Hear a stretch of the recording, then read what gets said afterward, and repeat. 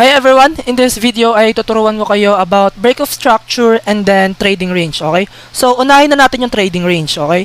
So, in simplest way to identify the trading range, okay? Identify nyo lang yung recent low, then yung recent high, okay? So, ibig sabihin yan, if na-violate tong low mo dito, okay? If may nag-close dyan na candle na ganyan, na-violate na tong structure mo dito. And then, ituturo ko sa inyo mamaya yung break of structure, okay? So, gumagamit tayo ng trading range para ma-identify natin if magko-continue pa ba yung trend pataas or magre-reverse na si trend pababa. Okay? So, identify mo lang yung recent low, then yung recent high. If yung price na break to, okay, nag-create siya ng another higher high, yung magiging trading range mo is magiging ganito. Okay? Move mo lang ng i-move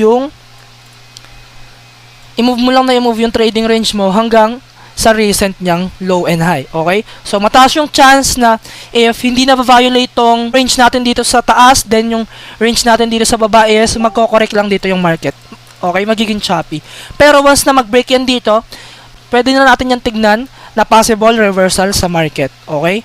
Then, if dito naman siya nag-break, possible continuation sa market, okay? So, apply naman natin siya ng ayan. So, ngayon, gets nyo, so, ayun, ganun lang kasimple yung trading range. Next, so, yung break of structure naman, guys, is ginagamit natin siya to identify the possible trend reversal sa market. So, ano ba yung trend reversal? If nakakita tayo ng downtrending, ayan, so, yung trend reversal is possible na siyang consolidation muna, or, pag nakakita tayo ng downtrending, makakakita na tayo ng uptrend, okay? Ganyan yung trend reversal, okay? So, now, alam nyo na yung trend reversal. Next naman is, kung paano naman natin aalamin yung break of structure. Okay? So, ayan. If nakakita tayo dito ng high, okay, identify nyo lang yung recent high, which is yung tinuro ko sa inyo kanina. Then, if ito na-violate na, pwede na natin yung tawagin break of structure. Okay? Break of structure, break of structure.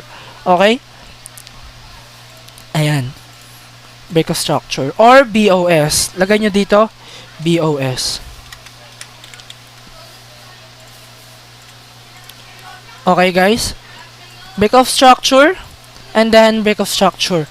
If nakakita tayo ng break of structure, pwede natin yan gamitin as confirmation na possible lang mag-reverse yung market. So, may iba't iba tayong types ng break of structure. Okay? Una tong week to week. Ito yung for aggressive traders. Okay? So, itong week to week, guys, if ito yung trading range nyo. Ito yung high nyo dito sa recent move natin na to. Ito yung trading range nyo dyan. Okay? So, ito yung trading range nyo dyan. Ito yung pinaka-high ng move na to, ng trading range nyo. Once na may wick, okay, kapag kahit may gumantong lang na wick dito is, matatawag na yan break of structure. Okay? Yun ang tawagin na break of structure. So, next guys, itong pangalawang break of structure natin is body to body, okay? So, ilalagay mo lang yung trading range mo. Diba, yung kanina, nasa pinakamataas, nasa weak yung trading range mo. Pero naman, ito is nasa body mo lang, okay? Nandito lang siya sa body ng candle mo. Okay? So, dito, if may weak dito na lumagpas na ganyan, okay, hindi siya break of structure. Kailangan, magko-close yung body nito, okay? Yung body ng pang break of structure mo, dito sa trading range mo. Okay? So, kapag week to week lang lumabas dyan is invalid, pero kailangan magko-close yung candle na to dito sa candle na to. Okay? So, yung recommended ko naman guys is yung week to body. Okay? Ilalagay mo yung trading range mo sa week, tapos dapat yung magbe-break ng trading range mo ay yung body ng move na yon. Okay? So, ganun lang siya kadali. Dapat magko-close tong candle na to dito sa week na ito. Okay? So, ayun yung tatlo. Una, week to week, kapag ganyan. Okay, week to week break of structure. Pangalawa, body to body break of structure. Ganyan. Then yung pangatlo, which is yung recommended ko, yung week to body break of structure. So, ngayon, alamin nyo if ano yung mas mag-fit sa inyo. Kung week to week ba, week to body, or body to body break of structure. Okay? So, now, alam nyo na kung para saan yung break of structure to identify the possible trend reversal ng market. Then, paano natin siya i-identify sa market. Then, yung different types ng break of structure. So, next ko namang ibibigay na example is downtrend is identify naman natin yung break of structure sa uptrend. Okay? Next naman natin is naturo ko na kung paano maghanap ng break of structure and then paano mag-plot ng trading range from downtrend to uptrend. Next naman is uptrend to downtrend. Okay? Identify mo lang yung trading range mo, yung pinaka-recent low and high. Okay? Pinaka-recent low and high mo. So, itong move na to is possible correction. Ayan, correction yan. So, hanggat di niya to na-violate, okay, ito pa rin yung trading range mo. Hanggat di niya to na-violate, ito pa rin yung trading range mo. Mataas pa rin yung chance na dito lang siya maglalaro sa range na to. Okay? So, next natin gagawin, if na-violate niya dito, mayroong candle dyan na nag-close, mataas yung chance na mag-continue tayo pataas. Okay? Kapag dito naman siya nag-close, mataas yung chance na mag-reverse na tayo sa market. Na from uptrend, magiging downtrend na tayo. Okay? Next naman natin is break of structure. Okay? Dito guys, sa pag-identify ng break of structure ng uptrend, kailangan mo lang mag-identify, okay, same lang doon, pero dito i-identify mo lang yung break of structure sa baba, dito sa low, okay? Kapag may nag-close dito, okay, pag may nag-close dyan, is ganyan na yung break of structure niya, okay? So, masasabi na natin siyang break of structure kapag ganyan. So, ang tawag natin dyan is break of structure. So, pwede mo pa rin i-apply dito yung different types ng break of structure, yung week to week, week to body, tsaka body to body. Okay? If meron ng gantong movement, masasabi na natin siyang break of structure. Then, pwede ka pa magantay ng another confirmation, ng another break of structure. This one is another break of structure. Okay? So, ganun lang yun guys. Ngayon is, i-apply naman natin siya sa real chart. Okay? So, dito tayo mag-focus guys sa move niya na to. Okay, identify mo muna yung trading range, yung recent high and then recent low. Okay? So ngayon para ma-identify natin na-identify na natin yung low and high, pwede na tayo maghanap ng confirmation for break of structure. So yung confirmation natin for break of structure, maghahantay muna tayo na magko-close dito or dito siya magko-close. Okay? So kung maghanap tayo ng trend reversal, dito tayo titingin ng confirmation. Okay? So ganyan. So ito, week to week. Okay, week to week.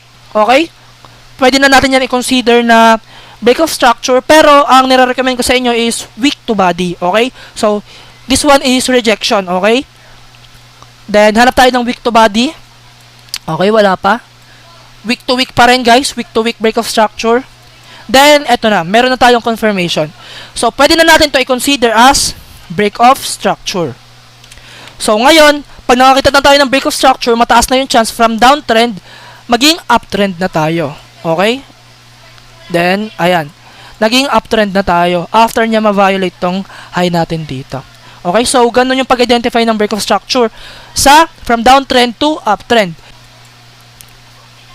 So, next naman guys is i-identify naman natin yung break of structure ng from uptrend naman to downtrend. Okay? So dito, kung from downtrend, naging uptrend, next naman natin i-identify is from downtrend, from uptrend, magiging downtrend na siya. So identify mo lang yung recent low and high. Okay? So wala lang high na na-create. So wala lang high na na-create after ng high na to.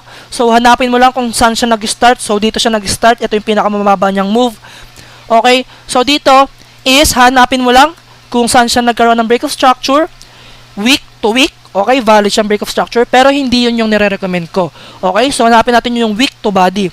So, dito, meron na tayong week to body break of structure. Okay? So, after ng break of structure na to, kapag nakakita ka na ng ganyang break of structure, mag-e-expect ka na mataas na yung chance na magre-reverse na yung market. From uptrend, magiging downtrend na siya.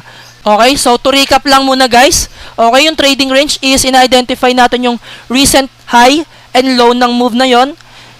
Then if na-violate tong trading range natin na to, if ganito yung ginawa ng market is isang confirmation yun na continuation. Okay, isa pa siyang another downtrend is hindi pa siya magre-reverse from downtrend, hindi pa siya magiging uptrend. Pero if yung price naman natin is dito sa taas na to dito sa taas na to siya nag-break is from downtrend magiging uptrend na siya.